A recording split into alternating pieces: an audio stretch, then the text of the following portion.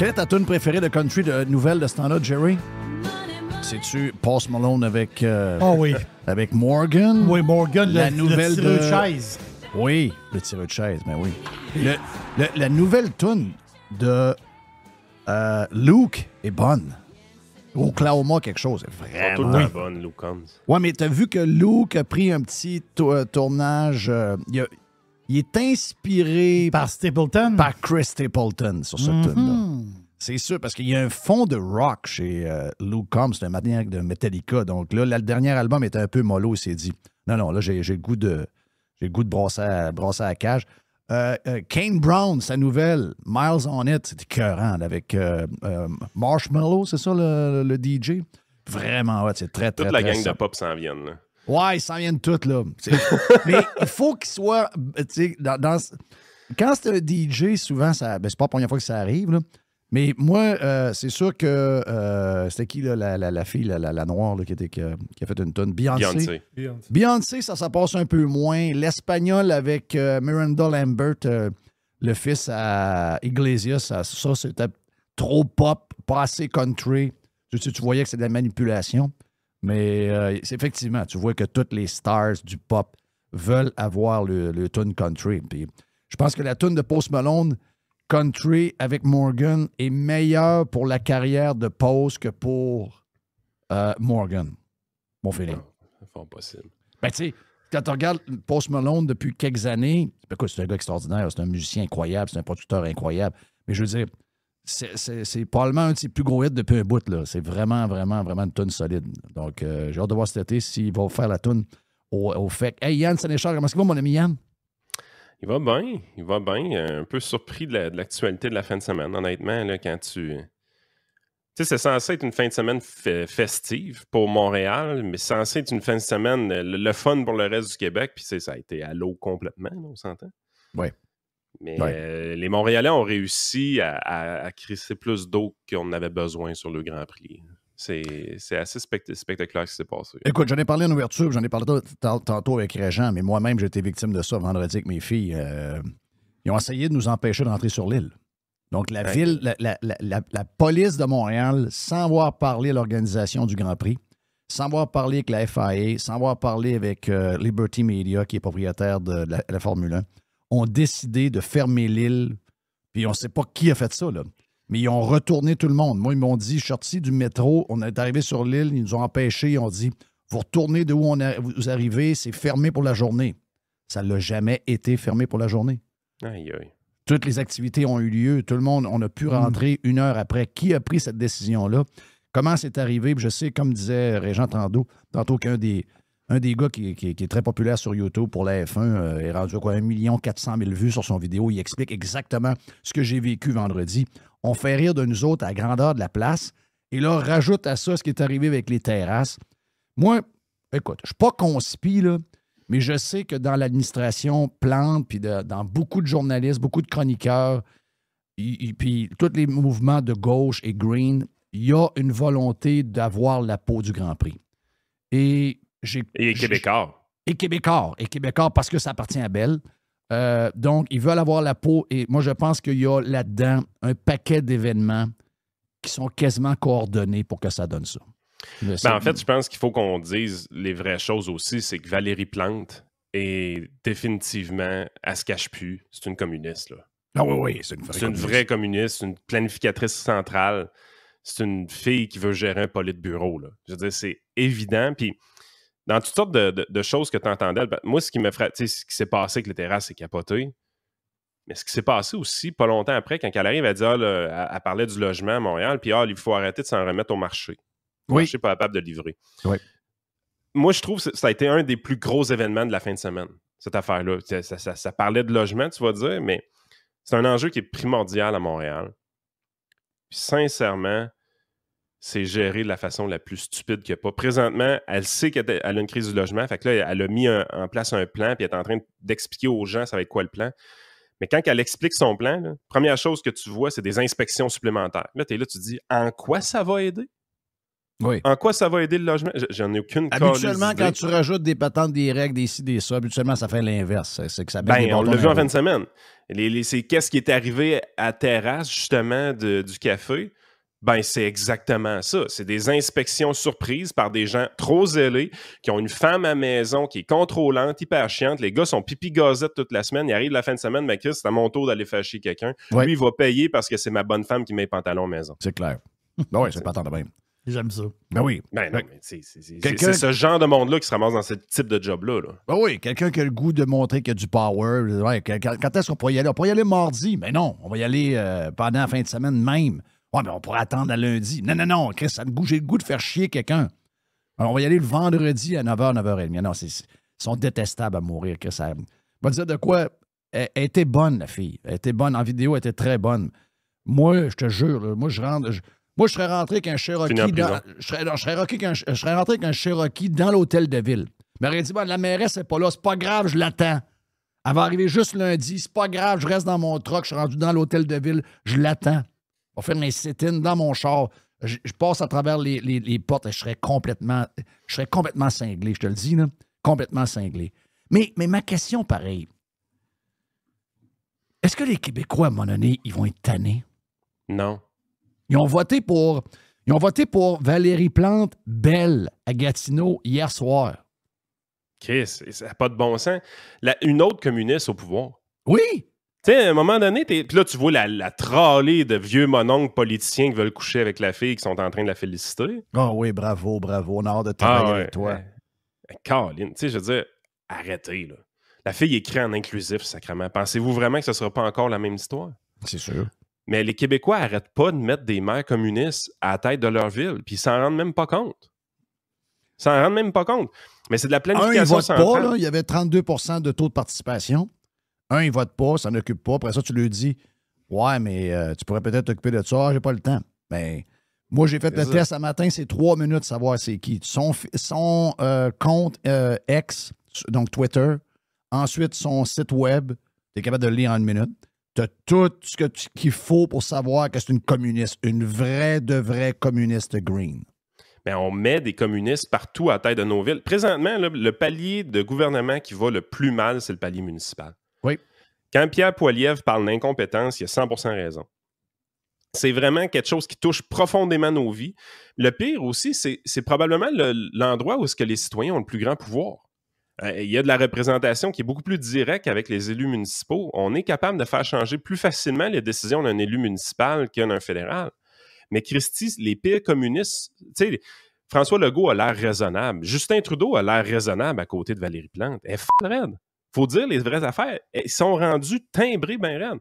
Les nouvelles réglementations qu'ils ont mis en place depuis 2018-2019, qu'on voit les effets présentement au niveau de la construction immobilière, c'est complètement timbré. Là. Oui. C'est des affaires de pourcentage de logements abordables dans un projet de construction. Tu es en train de monter une tour de luxe, par exemple. Ben, dans cette tour-là, il faut que tu aies des logements abordables, il faut que tu aies des logements HLM, il faut que tu aies des logements familiaux, toutes sortes de critères. Et si tu ne le fais pas, tu as une pénalité, tu dois payer une forme d'amende. Mais ça s'en va augmenter directement le prix de la construction. Oui. Puis, tu as des villes présentement, comme Seattle, par exemple, où est-ce qu'ils ont trop construit dans la dernière année, puis dans 2024, ils vont livrer trop d'unités d'habitation. Fait qu'il y a plein de promoteurs immobiliers qui sont assis sur leur terrain, ils n'attendent pas de permis, ils n'attendent rien. Là. Ils ont tout ce qu'il faut pour construire, puis ils se disent « Ouais, attends un peu, on va attendre, parce que là, si je le construis, je serai pas capable de le louer. » Puis pour le louer, probablement que je fasse baisser le prix en bas de ce que ça va prendre pour être rentable. Fait qu'ils vivent potentiellement une baisse du prix des loyers à des endroits comme Seattle. Parce qu'ils ont trop construit. Puis là, on a une comme Valérie Plante qui arrive puis qui dit « Ah non, le marché, là, le marché n'est plus apte à s'occuper de l'immobilier. Il faut maintenant intervenir avec la planification centrale. » Donc, elle veut faire plus d'inspections. Ça veut dire plus de bâtons dans les roues des promoteurs. Elle veut arriver avec plus de logements sociaux. Ça veut dire quoi? Ça veut dire principalement d'acheter des unités existantes 3 fois le prix, les rénover à 3 fois le prix et les louer 3 fois moins cher. Mm-hmm. Belle recette pour que tout plante. Et c'est pas gage de succès. Ça va être des taudis quand même. Elle a dit non, ça va être beau, on va focusser sur la qualité. Fuck off, ça n'arrivera pas. Les logements sociaux, ça va être la grosse crap.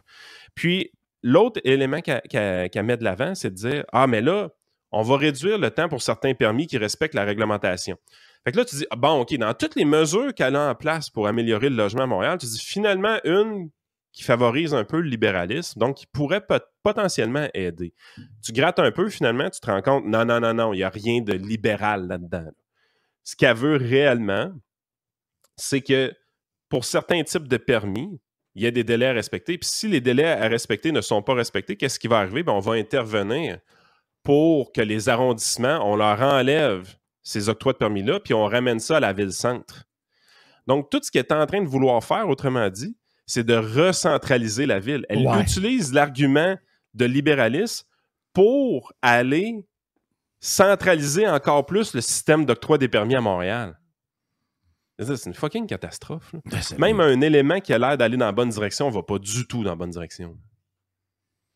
Qu'est-ce qu'il faut que... Je posais la question tantôt à Reg. OK, mettons qu'on met... Ça n'arrivera pas, là. Moi, je pense que Valérie Plante, elle va être, malgré tout, elle va rentrer. Là. Mettons qu'on trouve quelqu'un pour la remplacer. Mettons, je vous donne un nom même. Michael Fortier. OK? Je ne sais même pas s'il est bon ou pas bon, c'est pas question. Je prends lui. Puis le gars, il a vraiment une intention de dire, regarde, je vais faire un genre de drapeau de moi-même, puis je vais remettre, mettons, Giuliani. Je vais remettre Montréal, ça traque. L'immobilier, la ville, on met ça douette, etc. On met ça beau, on met ça propre. On tasse le monde qui font des cacas par terre. On met ça douette, OK? Tu fais comment? Ça prend combien de temps? C'est-tu faisable? C'est-tu une boule de laine où ce que le début de la boule, tu n'es même pas capable de le trouver pour essayer de démêler ça? Est-ce que c'est faisable? T'sais, mettons que ce gars-là a le goût d'aller sauver Montréal. Il s'assoit avec des chums. Est-ce qu'ils sont capables d'arriver à un plan ou après 3 jours à jaser, ils viennent à la conclusion qu'ils ne se lancent pas parce qu'il n'y a rien à faire? Les syndicats, le cangrénage, trop de règles, etc., il n'y a rien à faire. Est-ce que c'est possible de sauver une place maganée de même? La réalité, c'est que c'est possible. C'est extrêmement facile. Dans le sens qu'il faut que tu prennes quelqu'un qui va avoir le courage de renvoyer à peu près la moitié de la fonction publique montréalaise. T'écris ça à la porte. Il y a trop de monde qui ont des bullshit jobs. Clairement, le problème fondamental de Montréal, ce n'est que ça. Il est extrêmement simple à régler. Le bug, c'est que personne au Québec dit ça. Personne au Québec ne se rend compte que c'est réellement ça le problème. Même les Michael Fortier de ce monde, si tu leur demandes qu'est-ce qu'on pourrait faire pour Montréal, ils disent qu'il faudrait favoriser le développement économique, le rayonnement international, il faudrait investir dans tel projet. Il faut être carbone neutre. Montréal est une ville qui est perçue comme une ville verte, puis il y aurait le même discours. Là. Ou il pourrait arriver et dire il faut qu'on construise plus, puis tout ça. Mais la réalité, c'est que les infrastructures sont capotes. Tout est scrap. Tu sais, fondamentalement, là, ce qu'on a vu avec le café, ce qui a été exposé, c'est oui, il y a eu un fonctionnaire qui a fait un zèle tout simplement démentiel. Mais c'est toujours bien dans un coin hyper névralgique pour Montréal qu'il y a des travaux sur la rue Sainte-Catherine qui finissent plus de finir, puis sur la rue Peel, puis tout. C'est le party du cône orange. On commence un chantier et on est incapable de le terminer en dedans de quelques semaines. Ça prend 3 ans. On avait Francis Denis un matin au podcast, il nous disait qu'il y a un parc pas trop loin d'où est-ce qu'il habite, que ce parc-là est en construction depuis 3 ans. Ça prend 3 ans construire un simonac de parc au Québec. Faut-tu être sclérosé, rien qu'un peu? Non, c'est l'affaire. Fait qu'à un moment donné, tu es là, tu dis, ça prend quelqu'un qui identifie clairement c'est quoi le problème. Le problème, c'est beaucoup trop de gens occupent un poste dans une bullshit job. Que ce soit au niveau municipal, provincial ou fédéral.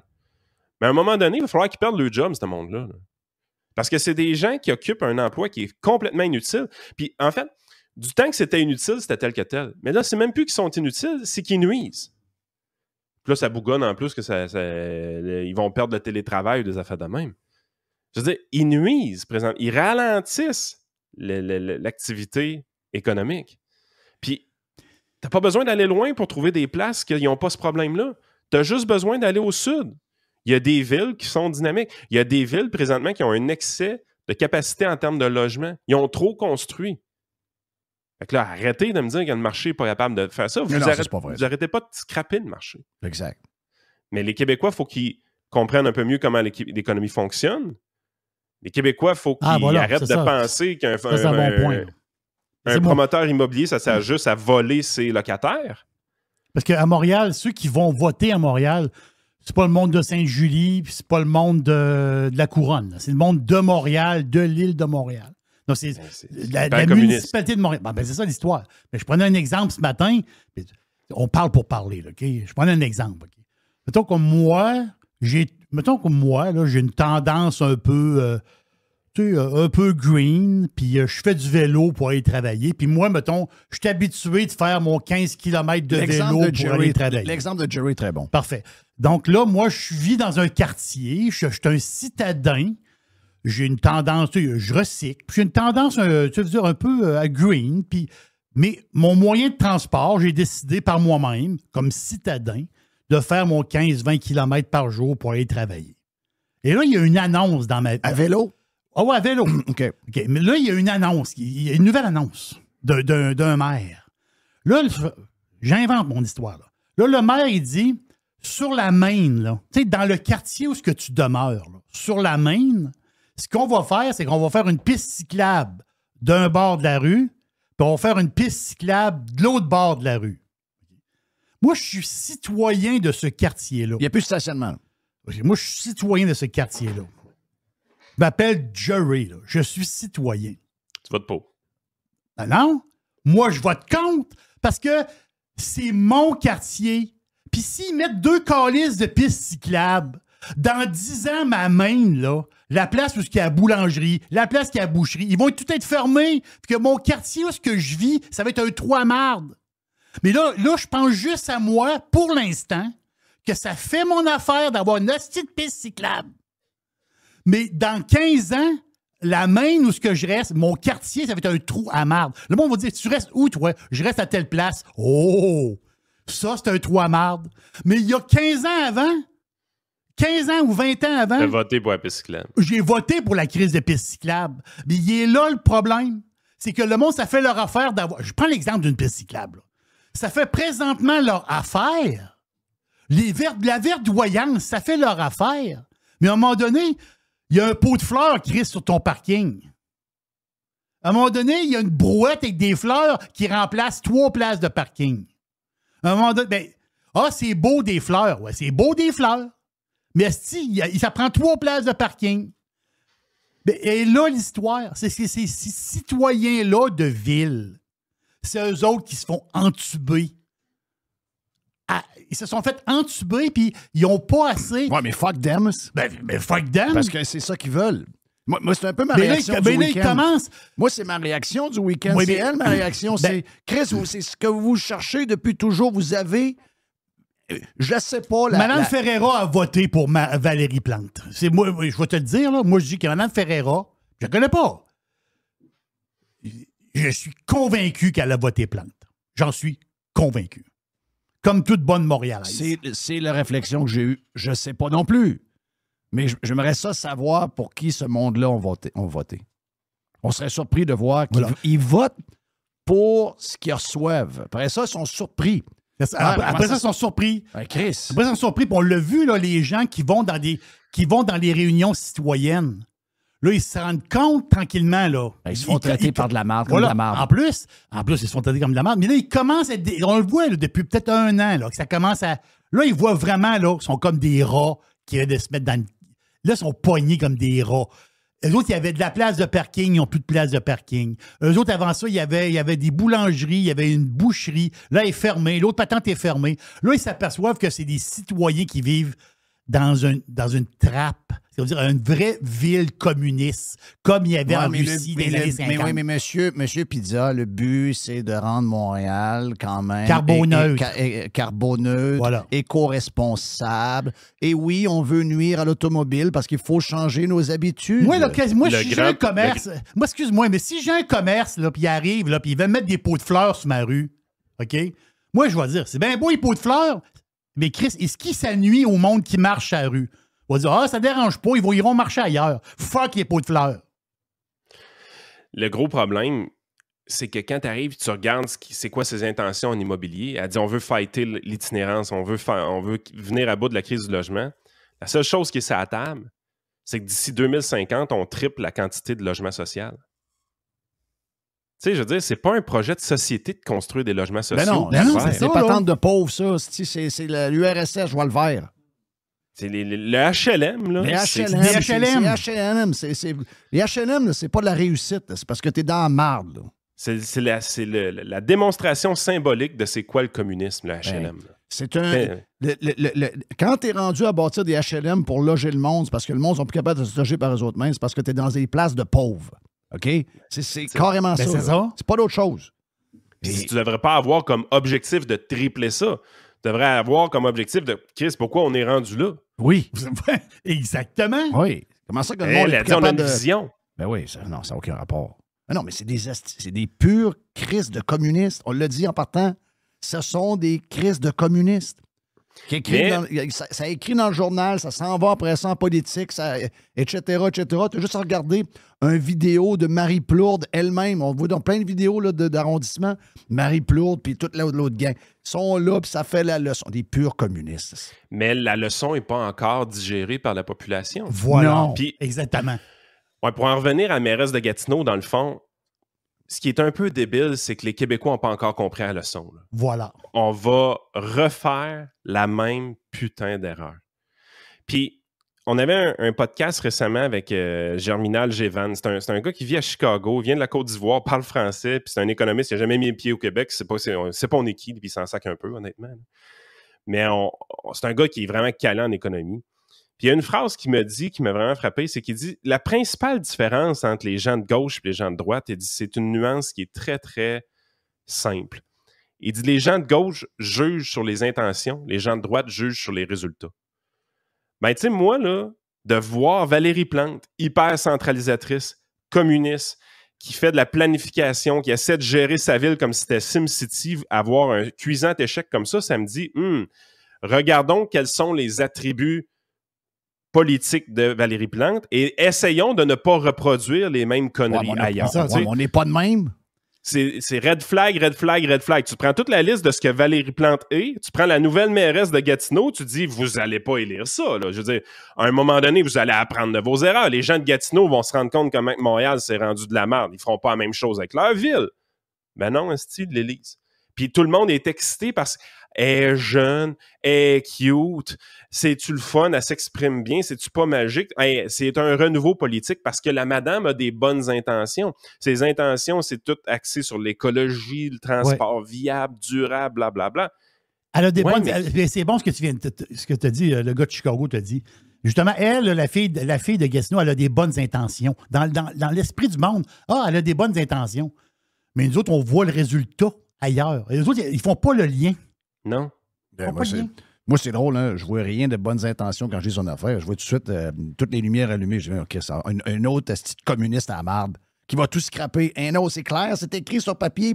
Elle te le dit, je veux faire pousser le gazon partout, je veux avoir des autobus, je veux m'occuper des îlots de chaleur. Les îlots de chaleur à fucking Gatineau. Elle dit Gatineau. Are you fucking crazy? Elle dit que Gatineau veut devenir une ville nourricière. C'est quoi ça, une ville Je nourricière? sais pas, Carlis, ce que ça veut dire, une ville nourricière. C'est pour les abeilles, ça? Je sais pas qu'est-ce que ça veut dire. Une ville Ben nourricière. oui, c'est quoi ça, cette histoire-là? C'est quoi? C'est plus de taxes, puis moins de... C'est plus de taxes, puis une ville en décrépitude. Ah oui, c'est ça que ça veut dire? Hey, Mais là, vas-y. c'est free swinging sur Valérie Plante. Là, présentement, la population comprend qu'on peut... C'est l'usure du pouvoir, on va dire, dans le monde de la chronique politique, mais là, présentement, tout le monde peut prendre son toast à la piñata, varger dessus, puis ça fait du bien, puis c'est le fun, puis... Fait on est prêt à élire un nouveau communiste à Montréal, tranquillement, pas vite. Mais tu sais, je veux dire, à un moment donné, les électeurs vont devoir se regarder dans le miroir et dire, c'est quoi le problème? Est-ce que le problème, c'est que je vote pas? Est-ce que le problème, c'est que, pire encore, je vote pour la communiste sans m'en rendre compte? Mais il y a un manque de culture économique au Québec qui est juste fascinant.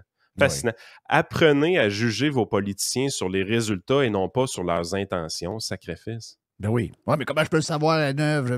On ne sait pas encore. On va voir dans 5 ans, dans 6 ans. T'es capable de voir T'es capable de voir par ses intentions quand même.